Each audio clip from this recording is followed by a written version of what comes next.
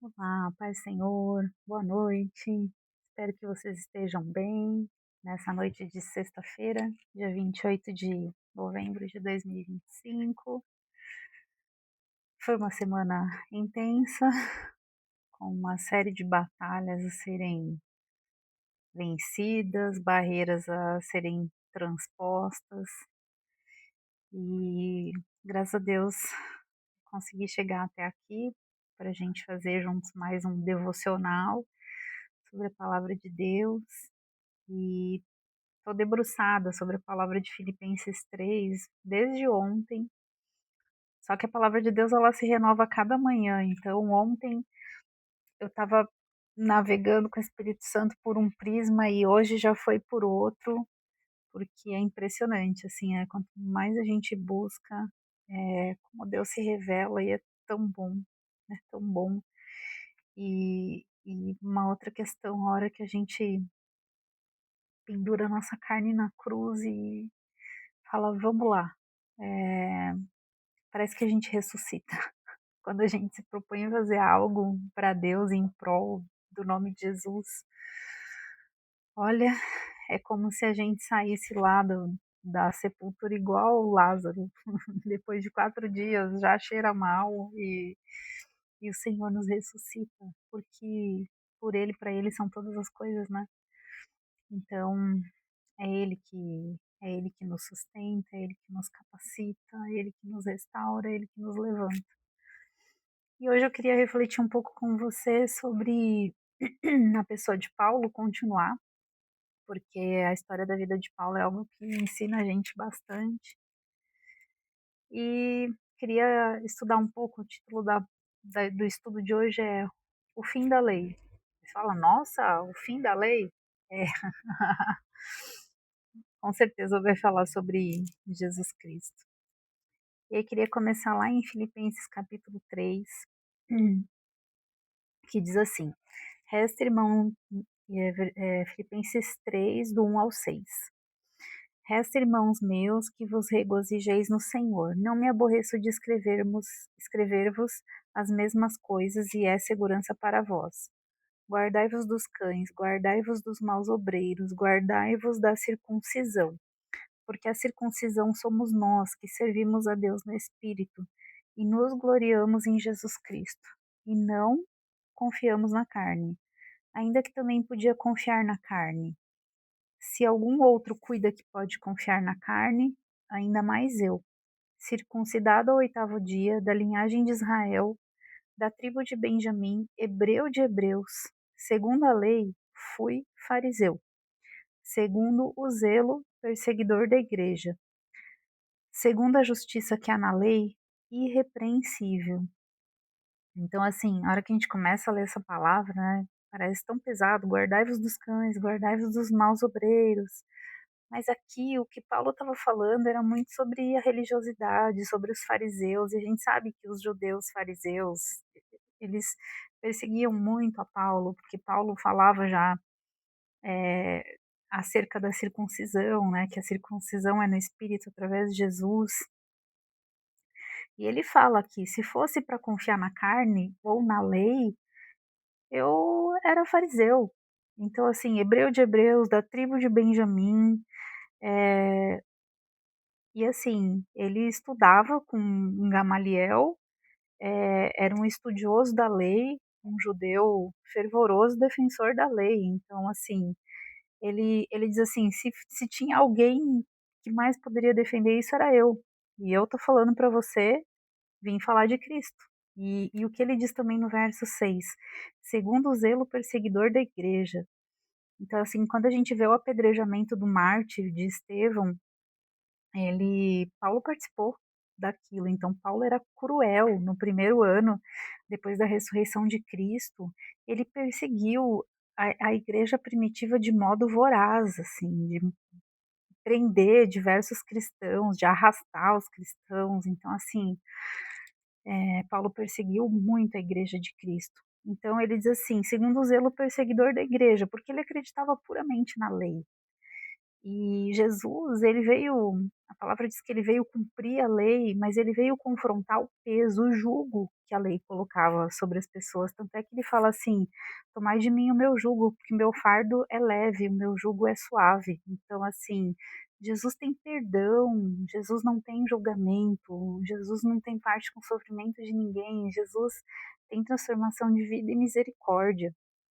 E Paulo foi o que mais recebeu a misericórdia de Cristo, porque quando ele caiu do cavalo e ficou cego, eh, ele imagina quantos cristãos morreram por causa da perseguição de Paulo, quantos foram para as prisões.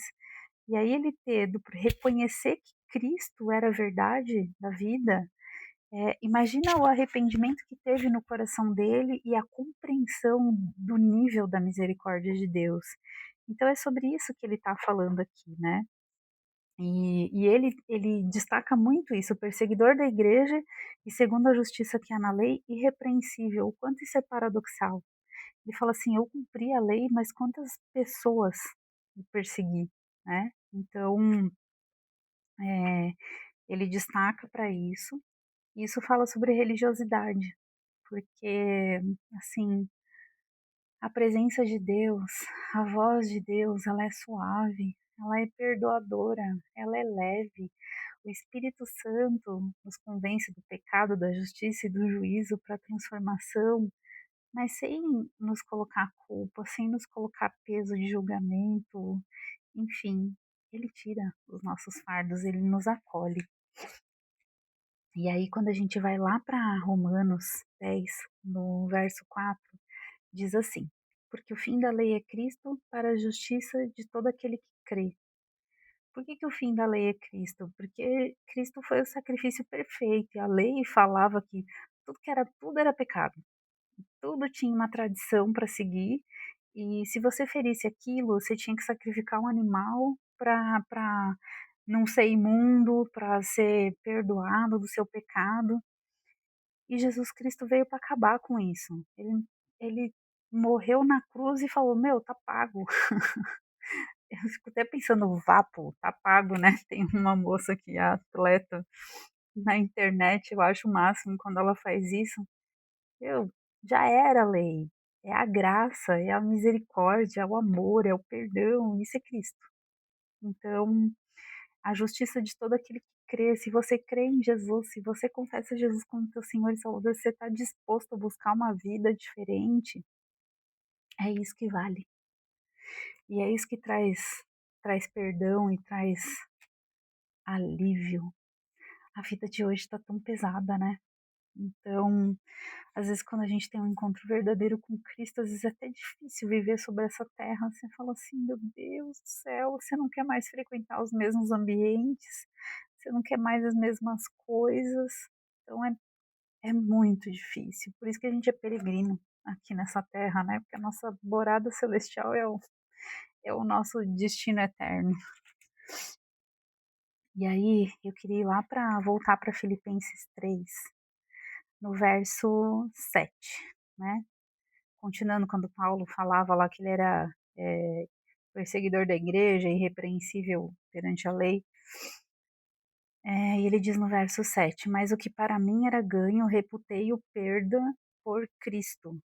E na verdade tenho também como perda todas as coisas, pela excelência do conhecimento de Cristo Jesus, meu Senhor, pelo qual sofri a perda de todas essas coisas e as considero como esterco, para que possa ganhar a Cristo e seja achado nele, não tendo a minha justiça que vem da lei, mas a que vem pela fé em Cristo, a saber, a justiça que vem de Deus pela fé. Olha só que interessante, né?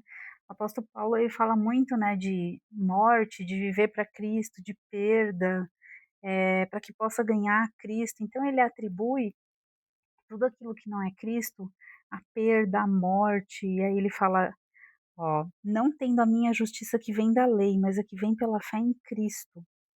Porque ele foi tão defensor da lei que quando ele entendeu que ele estava errado, é, é como se a vida inteira dele para trás fosse reputada como perda, porque ele teve que mudar completamente a forma de pensar, tudo se tornou diferente e a vida passou a ser Cristo.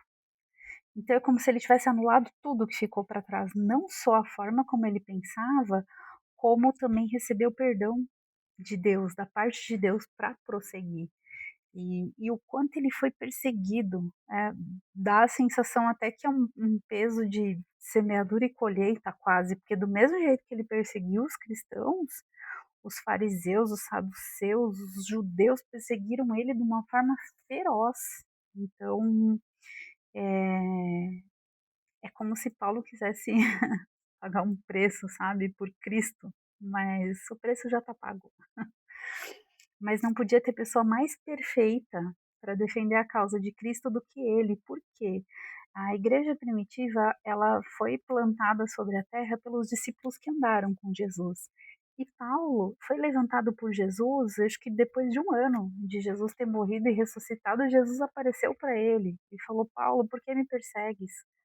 E aí Jesus fez Paulo cego para que Paulo pudesse ver. Isso tem uma simbologia espiritual também. E Paulo achou a luz da visão, que é Cristo. É como se dissesse assim: eu não via nada direito, eu não sabia de nada. E Paulo aponta para nós também, a igreja que não viu a Cristo. Então Deus nos chama. Quantas vezes a gente tem caído cavalo? Quantas vezes a gente faz umas coisas bizarras na nossa vida? E Jesus joga a gente do cavalo e fala: vem cá, ó, A, B, C, D, muda isso, muda aquilo, muda esse teu modo de pensar, eu vim para trazer misericórdia. Então, assim, é muito sobre isso. Então, eh, quando o foco é Cristo, tudo vale a pena. Então, Paulo deixou tudo para trás e passou a viver pela causa de Cristo. E assim, nada que a gente possa fazer nos faz merecer a graça, que é a justiça que vem a partir do sangue de Jesus derramado na cruz, porque é Ele que nos justifica de todo pecado. E é pela graça. Aí eu queria ir um pouco contigo lá em Romanos de novo. Romanos capítulo 10, no verso 5, fala assim: Ora, Moisés descreve a justiça que é pela lei, dizendo: o homem que fizer estas coisas viverá por elas. Mas a justiça que é pela fé diz assim: não digas em teu coração quem subirá ao céu, isto é, a trazer do alto a Cristo, ou quem descerá ao abismo, isto é, tornar a trazer dentre os mortos a Cristo, mas que diz: a palavra está junto de ti, na tua boca e no teu coração. Esta é a palavra da fé que pregamos, a saber, se com tua boca confessares ao Senhor Jesus e em teu coração creres que Deus o ressuscitou dos mortos, serás salvo. Visto que com o coração se crê para a justiça e com a boca se faz confissão para a salvação. Porque a Escritura diz: todo aquele que nele crer não será confundido. Então, assim, o primeiro ponto é a gente se arrepender das nossas falhas, confessar a Jesus como nosso Senhor e, e a gente acessa o perdão, e é todo dia, porque a gente é muito falho, no nosso jeito de ser, no nosso jeito de pensar, é, é de valor em valor, é um pouco por dia, é pedir para ouvir a voz do Espírito Santo e mudar as nossas atitudes. E o Espírito Santo está me falando agora: misericórdia eu quero e não sacrifício, misericórdia eu quero e não sacrifício. É mais perdão e menos lei, menos regrinha, né? A regra básica é a do amor e da misericórdia. E aí, é, porque a Escritura diz: todo aquele que nele crer não será confundido. As minhas ovelhas ouvem a minha voz e me conhecem. Então, assim, quando a gente está vivendo uma situação, presenciando uma situação, isso serve para tudo, tanto para as nossas atitudes quanto para as atitudes das pessoas com a gente. Uma coisa que eu sempre penso muito assim: Jesus falaria assim? Jesus faria isso? Se Jesus estivesse no meu lugar, ele faria isso com o outro? Se Jesus estivesse no lugar dessa pessoa, agiria assim comigo? Porque às vezes tem situações, você vê até pessoas de autoridade, enfim, e coisas que machucam, e você fala assim: não vejo Jesus nisso. E se isso acontece alguma vez na tua vida, perdoa e segue, porque assim como eu tô aprendendo todo dia, assim como você tá aprendendo todo dia, essas pessoas também estão. E, e assim, eu lembro muito de Jonas, né? Assim, essa palavra ela fala muito comigo no livro de Jonas. E quando Deus levantou Jonas para pregar a conversão a Deus para os ninivitas, que era um povo assírio violento, cruel, ele não queria fazer isso, principalmente porque ele achava que aquele povo não merecia perdão, não merecia misericórdia. Então, assim, a gente só conhece a história dele porque ele ficou lá 3 dias no ventre do peixe, mas isso aponta para Cristo, Cristo fala sobre ele lá no Evangelho, dizendo que quando uma geração má e adúltera pede um sinal, não seria dado um outro sinal senão do profeta Jonas. Porque por conta da pregação de Jonas, uma cidade inteira se converteu.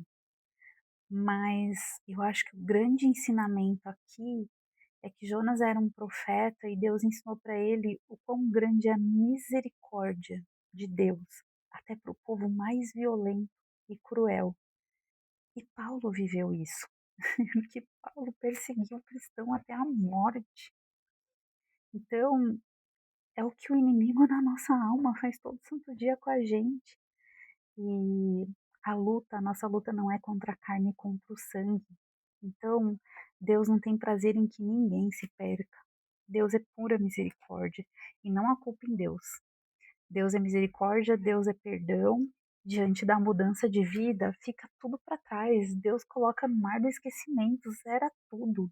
Então, se você está sentindo culpa hoje por causa de algo que você fez, pede perdão diante de Deus. E se você se arrependeu e vier alguma coisa no teu ouvido te acusar, fala: ai, Satanás, isso não é de Deus. Deus não tem culpa para você. Deus tem perdão e misericórdia. E aí, eu queria ir lá em Efésios 2, verso 5, que diz assim: estando nós ainda mortos em nossas ofensas, nos vivificou juntamente com Cristo. Pela graça sois salvos, não é merecimento, é pela graça. E nos ressuscitou juntamente com Ele e nos fez assentar nos lugares celestiais em Cristo Jesus, para mostrar nos séculos vindouros as abundantes riquezas da sua graça, pela sua benignidade para conosco em Cristo Jesus. Porque pela graça sois salvos por meio da fé, e isso não vem de vós, é dom de Deus. Então, assim, ainda no verso 9, não vem das obras para que ninguém se glorie. Então não tem nada que a gente possa fazer para merecer tamanho perdão da parte de Deus, salvação, nada que a gente possa fazer. Por isso que não vem pelas obras. A nossa justiça vem de Deus, a nossa justificação, o nosso perdão vem através do sacrifício de Jesus na cruz. E ó, as abundantes riquezas da sua graça pela sua benignidade para conosco em Cristo Jesus. Então, quão grande é a misericórdia de Deus para com a nossa vida. Então, pela lei, as pessoas tinham que pagar preço, as pessoas tinham que comprar animais lá na porta do templo e sacrificar os animais. Jesus pagou todo o preço. E aí, se a lei permanecesse vigente, ela anularia a graça, porque a graça ela foi derramada sobre as nossas vidas através do sacrifício de Jesus. Jesus não se agrada de sacrifício, por isso que ele enviou Cristo, o Cordeiro perfeito.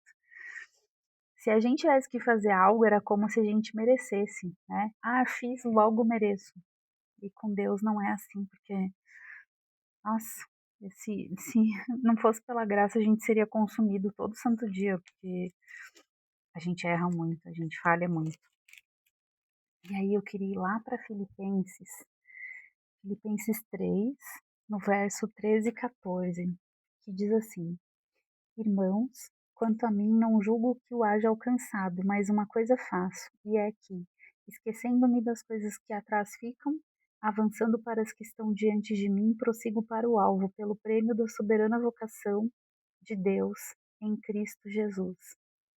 Então não importa o que aconteceu no teu passado, Não importa, o que você já viveu, aonde você sabe que você falhou, se você se arrependeu e se você quer converter, é mudar de direção, mudar de caminho, então muda o caminho, passa a tomar uma direção correta na sua vida. E vida com Cristo não é religiosidade, não é placa de igreja, é vida com Deus, é estar pautado na palavra de Deus, é estar em comunhão com os nossos irmãos de fé, é professar o nome de Jesus Cristo, é falar do poder de Deus, é cumprir o ID de Jesus sobre a terra. Isso é ser igreja sobre a terra. É dar de graça o que de graça a gente recebeu de Jesus. Tamanha misericórdia e salvação que ele trouxe para a nossa vida.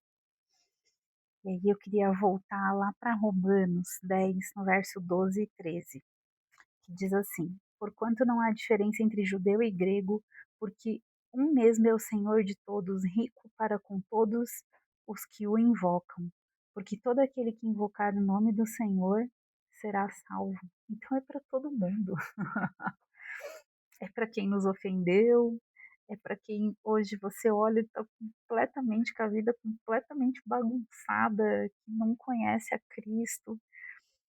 Não é sobre placa de igreja, não tem nada a ver com isso, é vida com Cristo. Então, naquele grande dia, quando Jesus voltar, muitos vão se escandalizar, porque Deus discerne todas as coisas. Então, isso aqui me fez lembrar muito, muito de Jonas, porque Jonas não achava que os assírios, os ninivitas eram dignos da misericórdia de Deus. Né? Ele falou: ah, você não acha? Então bota, vai lá, fica na barriga do peixe aí, que eu vou te fazer morrer por 3 dias e ressuscitar para você ver. Se eu tive misericórdia de te salvar, por que, que eu não posso salvar eles também? Então é sobre isso. Deus é pura misericórdia. Se hoje você está sentindo culpa, abandone isso para trás. A culpa não vem de Deus. O peso não vem de Deus. O fardo de Deus é leve, o jugo de Deus é suave. Então, se Jesus vos libertar, verdadeiramente sereis livres, conhecereis a verdade vos libertará. Não tem preço a ser pago, já está pago por Jesus. Eu queria diante de Deus nessa hora, clamar a Deus pela tua vida. Senhor, perdoa os nossos erros, Pai, nesse dia. Nos ensina, Pai, a sermos pessoas melhores a cada dia, meu Deus. Perdoa as nossas misérias, Pai. Perdoa as nossas falhas, Senhor. Perdoa, Senhor, quantas vezes nós olhamos, Pai, para o nosso irmão com um olhar de julgamento. Perdoa, Senhor, as nossas vidas. Nós precisamos de Ti, da Tua presença, da Tua graça, da Tua misericórdia. Não há nada que a gente possa fazer, Senhor, para alcançar o Teu perdão e a Tua salvação. Visita essa pessoa nessa hora, Senhor, e arranca toda a dor do peito dessa pessoa. Arranca todo o peso, Senhor, arranca todo sentimento de culpa. Senhor, arranca toda lembrança do passado, Pai, em nome de Jesus, que essa pessoa possa perceber o quanto ela é amada e o quanto o Senhor olha para ela, Senhor, com a tua misericórdia, o quanto o Senhor deseja um relacionamento com essa pessoa, Pai. Visita também, Senhor, as pessoas que precisam de cura, que porventura hoje passaram por um hospital, por um pronto-socorro, que estão com um parente adoentado, ou que elas mesmas estejam adoecidas, Senhor, às vezes na alma, Pai, ou no corpo, no emocional. Senhor, toca do alto da cabeça à planta dos pés, derramando a tua paz, Senhor, a tua leveza, Senhor, em nome de Jesus. Guarda cada vida como um escudo de fogo através do teu Santo Espírito e leva a alegria da salvação e a paz que excede todo entendimento, em nome de Jesus. Que você tenha uma noite de paz nessa sexta-feira e que teu final de semana seja maravilhoso na presença de Deus, que seja leve, em nome de Jesus. Te amo, um beijo, fica com Deus.